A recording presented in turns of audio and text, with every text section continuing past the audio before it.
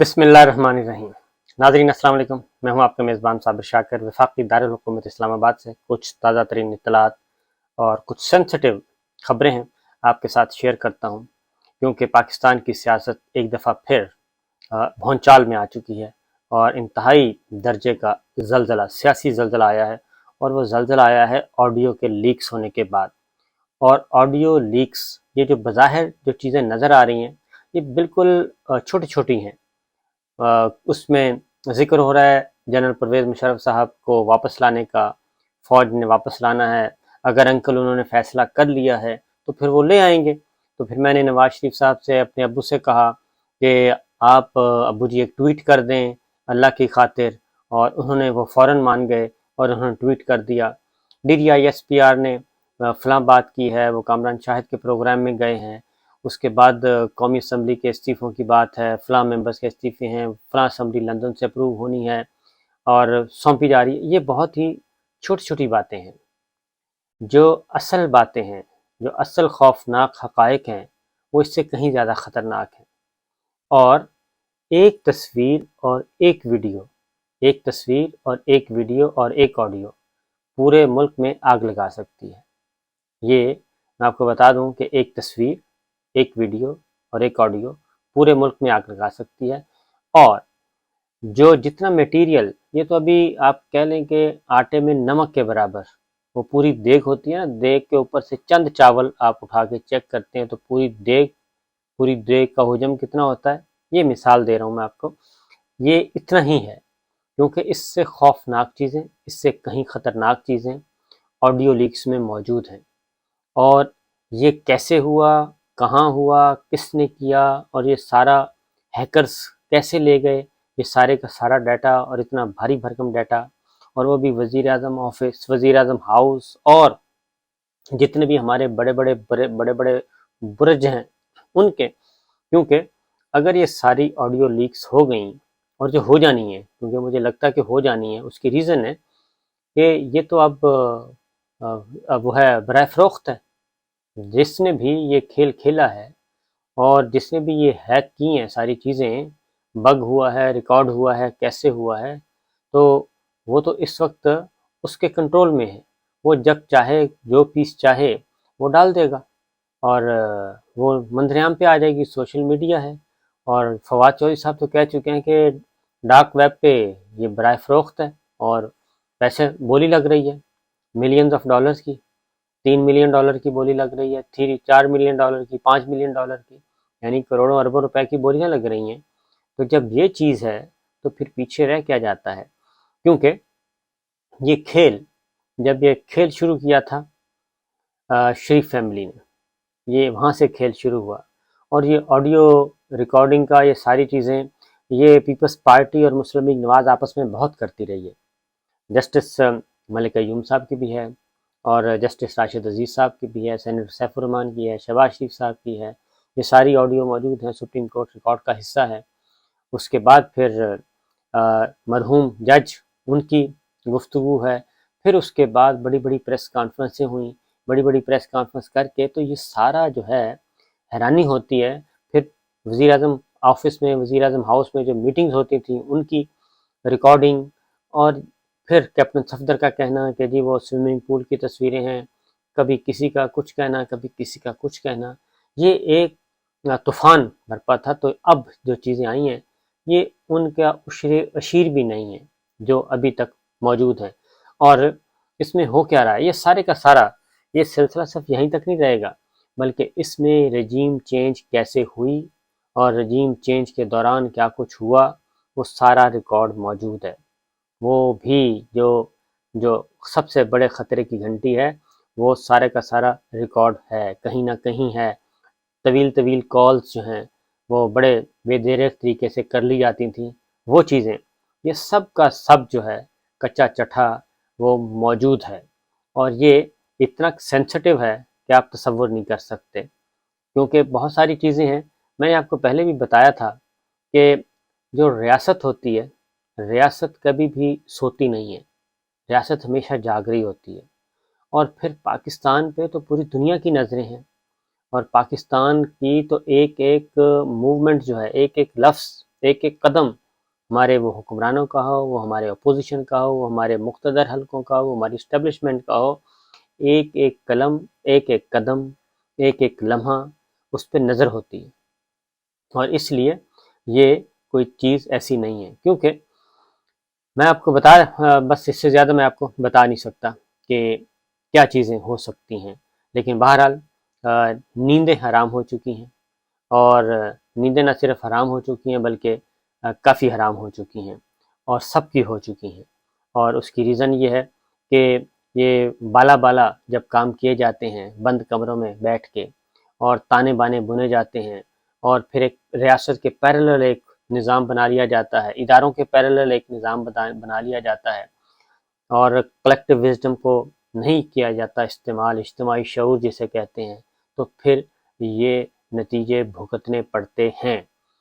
اب اس کی ایک مثال آپ کو دے دوں کہ ہو کیا رہا ہے۔ پھر کہتے ہیں کہ جی یہ پبلک میں اتنا غصہ کیوں ہے، یہ رجیم چینج پہ اتنی نفرت کیوں ہے پبلک میں نفرت اس لیے ہے، اور پھر کہا جاتا ہے جی کہ اس کو بھی آف ایئر کر دو، اس کو بھی آف ایئر کر دو، یہ بھی ٹھیک نہیں ہے، یہ بھی نہیں ہے، اس کو مار دو، اس کو ننگا کر دو، اس کو بے لباس کر دو، اس کو اٹھا لو، اس کو یہ کر دو، یہ سب کچھ کیا جاتا ہے۔ تو یہ اتنا ریئیکشن کہتے ہیں پبلک میں ریئیکشن کیوں ہے؟ وہ ریئیکشن اس لیے ہے، اب یہ ہمیں بھی کافی کچھ بتایا جاتا تھا، اسی جو اس وقت حکمراں طبقہ ہے ان سب کے بارے میں، سب اس میں ہم بھی شامل ہوتے تھے اور ویسے بھی بتا دیتے تھے، سب کچھ علم تھا، اور اس حکمراں طبقے کے بارے میں کیا کیا نہیں بتایا گیا۔ اب ایک کالم میرے سامنے آیا ہے جاوید چودھری صاحب کا، جاوید چودھری صاحب کا کالم ہے، یہ ہے 6 مئی 2021 کا، اور اس پہ ان کا عنوان ہے جی یہ ملک ہے ٹیشو پیپر نہیں، یہ ہے سوال۔ اور اس میں کچھ یہی آف دا ریکارڈ جو بریفنگز ہیں، اور خاص طور پہ اسحاق ڈار صاحب کے بارے میں ہماری ملٹری لیڈرشپ کیا کہتی رہی ہمیں، اور اس کا وہ بھی گواہ ہیں۔ انہوں نے ایک کالم لکھا، انہوں نے کہا جی کہ میرے کالم میں ڈار صاحب سے متعلق 3 واقعات تھے، میں تینوں کی تفصیل لکھ دیتا ہوں اور فیصلہ قارئین پہ چھوڑ دیتا ہوں۔ پہلا واقعہ قرضوں سے متعلق تھا۔ ڈار صاحب army chief general Qamar Javed Bajwa کے اعتراضات کو سائٹ پر رکھ دیں اور صرف یہ بتا دیں کہ کیا وزیر اعظم کا آفس 2016 سے قرضوں کے بارے میں اپنی تشویش کا اظہار نہیں کر رہا تھا؟ کیا پرنسپل سیکرٹری فواد حسین ہر میٹنگ میں یہ نہیں کہتے تھے کہ ہم نے اگر اپنی گروتھ سسٹین نہ کی تو ہم 2019 میں قرض ادا نہیں کر سکیں گے؟ 2019 میں عمران خان صاحب کی حکومت تھی۔ اور کیا 2017 میں شاہد خاقان عباسی کی سربراہی میں نیشنل سیکورٹی کمیٹی کی میٹنگ نہیں ہوئی تھی؟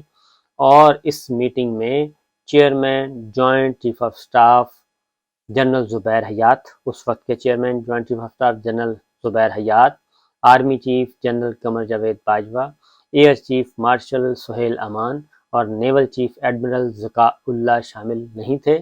یہ کمیٹی کی میٹنگ تھی، نیشنل سیکورٹی کمیٹی کی۔ اور اس میٹنگ میں احسن اقبال نے سی پیک پر بریفنگ نہیں دی تھی، اور اس بریفنگ کے بعد آرمی چیف نے اسحاق ڈار سے کیا یہ نہیں پوچھا تھا کہ ڈار صاحب فائنینشیل ایکسپرٹس کہہ رہے ہیں ہم نے بھاری سود پر قرضے لے لیے ہیں، ہم یہ ادا نہیں کر سکیں گے؟ اور کیا ڈار صاحب خاموش نہیں رہے تھے؟ اور پھر وزیر اعظم کے اشارے پر فواد حسن نے جواب نہیں دیا تھا، اور وزیر اعظم اس وقت تھے آپ کے نواز شریف صاحب، یہ تسلیم نہیں کیا تھا؟ اورنج لائن میٹرو ٹرین کو سی پیک میں شامل کرنے کی وجہ سے انٹرسٹ میں اضافہ ہوا؟ اور کیا فواد صاحب نے یہ نہیں مانا تھا کہ یہ قرضے 2019 میں پاکستان کے لیے بہت بڑا چیلنج ہوں گے؟ ڈار صاحب جواب دیں، سچ تو یہ ہے جنرل باجوہ نے اس وقت اسحاق ڈار سے کہا تھا ڈار صاحب اگر ہم میٹرو کا ٹکٹ 240 روپے رکھیں تو بھی بڑی مشکل سے قسطیں ادا کر سکیں گے۔ لاہور میٹرو ٹرین کی بات ہو رہی، اورنج ٹرین کی، اس پروجیکٹ کی بات ہو رہی ہے، ہم 20 روپے چارج کر کے قرضہ کیسے ادا کریں گے؟ یہ جنرل قمر جاوید باجوہ صاحب اس میٹنگ میں سوال پوچھ رہے ہیں اسحاق ڈار صاحب سے۔ جنرل باجوہ نے یہ کہا تھا میں قرضوں کے خلاف نہیں ہوں، لیکن ہمیں قرضے لے کر تربیلا اور منگلا ڈیم جیسے منصوبے بنانے چاہیے، یہ 5-7 سال میں اپنی کاشت بھی پوری کر لیتے ہیں اور ملک کو بھی لانگ ٹرم فائدے ہوتے ہیں۔ ہم 240 روپے کا ٹکٹ 20 روپے میں بیچ کر یہ قرض سے کیسے اتاریں گے؟ ڈار صاحب نے اس وقت چہرہ دائیں بائیں گھما کر کہا تھا جنرل قمر جاوید باجوہ صاحب سے کہ جنرل صاحب کچھ فیصلے سیاسی بھی ہوتے ہیں اور اس واقعے کے 3 سروسز چیف سمیت 40 لوگ گواہ ہیں۔ اس کے بعد اگلی رات جاوید چوہے صاحب کہتے ہیں کہ میں ذاتی طور پر جانتا ہوں کہ فواد حسن فواد، وزیر اعظم میاں نواز شریف اور چین کی حکومت تینوں اورنج لائن منصوبہ میٹرو ٹرین کے خلاف تھے۔ چین اسے سی پیک میں شامل نہیں کرنا چاہتا تھا۔ فواد حسن فواد حیات ہیں، آپ ان سے پوچھ لیں، کیا یہ کابینہ کے اجلاس میں یہ نہیں کہتے تھے کہ یہ منصوبہ عقل مندی نہیں، ہم اس کے قرض نہیں اتار سکیں گے؟ میٹرو بس کے حق میں نہیں تھے، ان کا کہنا تھا کہ ہم اس رقم سے لاہور میں 22 لینز بنا سکتے ہیں، لیکن کسی نے ان کی نہیں سنی۔ میں نے کل تصدیق کے لیے فواد حسن فواد کو فون کیا تو انہوں نے اعتراف کیا۔ یہ سوال ہے جی۔ پھر army chief general Qamar Javed Bajwa کے پاس افغانستان میں نیٹو کے سول نمائندے تھے۔ انہوں نے کہا تھا کہ ویسپا پاکستان میں 2 پلانٹ لگانا چاہتا ہے۔ اب یہ اگلا سکینڈل آ رہا ہے، یہ بھی army chief general Qamar Javed Bajwa صاحب اور کے بارے میں وہ بتا رہے ہیں، اسحاق ڈار صاحب کے بارے میں، کہ اس میں کیا تھا کہ وہ ایک لگانا چاہ رہے ہیں ویسپا کا پلانٹ۔ ٹھیک ہے جی۔ Army chief general Qamar Javed Bajwa کے پاس افغانستان میں نیٹو کے سول نمائندے ہیں۔ انہوں نے کہا تھا کہ ویسپا پاکستان میں 2 پلانٹ لگانا چاہتا ہے، لیکن وزیر خزانہ اسحاق ڈار نے ویسپا کی انتظامیہ سے کمیشن مانگ لیا۔ جنرل باجوہ نے یہ ایشو بھی نیشنل سیکورٹی کمیٹی کی میٹنگ میں اٹھایا تھا۔ کمیٹی میں شامل تمام لوگوں نے یہ بات سنی تھی، لیکن کسی نے اسحاق ڈار سے وضاحت نہیں مانگی تھی۔ میں نے یہ بھی بات 2017 میں سنی تھی اور اس کی تصدیق بھی کی تھی کہ اس میٹنگ میں موجود لوگ آج بھی حیات ہیں اور آپ ان سے بھی کنفرم کر سکتے ہیں۔ حکومت ویسپا اور ایک اور کمپنی کا نام لکھا ہے جی، پوچھ سکتے ہیں، جنرل باجوہ بھی موجود ہیں، آپ ان سے پوچھ لیں یہ الزامات درست ہیں یا غلط، یہ صرف وہ اللہ جانتا ہے جس کو ہم سب نے جان دینی ہے۔ یہ جاوید چودھری صاحب اپنے کالم میں ساری باتیں لکھ رہے ہیں اسحاق ڈار صاحب کے بارے میں، جو جنرل باجوہ صاحب بتاتے تھے۔ مجھے اسحاق ڈار یا جنرل باجوہ سے کوئی غرض نہیں، میری غرض صرف یہ ملک ہے، یہ تو ہم سب ہیں، یہ نہیں تو کچھ بھی نہیں، چنانچہ اوپر اللہ اور نیچے یہ ملک اور بس۔ یہ بات ہے جی۔ یہ اب اسحاق ڈار صاحب کے بارے میں باتیں ہو رہی ہیں، تو یہ چیزیں ہمیں بھی ان میں سے بہت ساری باتیں بتائی گئی تھی۔ تو یہ صورتحال ہے۔ اور اب اسحاق ڈار صاحب اس وقت وزیر اعظم شاہد خاقان عباسی صاحب تھے، ان کے دور میں ان کو ملک سے باہر بھیجا گیا تھا، اور آج وزیر اعظم شہباز شریف صاحب ہیں اور ان کے جہاز میں وہ واپس جا رہے ہیں۔ عدالت میں مقدمات ہیں، اتنے عرصے سے انہوں نے حلف نہیں اٹھایا ہوا تھا، اب وہ حلف بھی اٹھائیں گے، سینیٹر بھی بنیں گے اور ان کو وزیر خزانہ بھی بنایا جائے گا۔ جبکہ یہ میسج ہے رجیم چینج کرنے والوں کا کہ جناب اب آپ نے کوئی بھی بات اپنی نہیں منوانی، بلکہ وہی بات ہوگی جو میاں صاحب بات کریں گے، نواز شریف صاحب بات کریں گے اور زرداری صاحب بات کریں گے، ان کے تابع رہ کے آپ نے کام کرنا ہے۔ چھوڑ دیں شہباز شریف کون ہے اور چھوڑ دیں وزیر خزانہ کون ہے اور کابینہ کون ہے، اسپیکر کون ہے، الیکشن کمیشن کون ہے، ان سب باتوں کو چھوڑ دیں اور آنکھیں کر لیں بند۔ اس لیے جناب آنے والے دنوں میں بھونچالی سیاست کا آغاز ہوگا اور معاملات کوئی اتنے اچھے نہیں ہیں، کیونکہ جب کوئی نہیں دیکھ رہا ہوتا تو اللہ تعالیٰ بہت ساری چیزیں دیکھ رہا ہوتا ہے جس کا انسان کو علم نہیں ہوتا۔ اجازت دیجیے، اللہ حافظ۔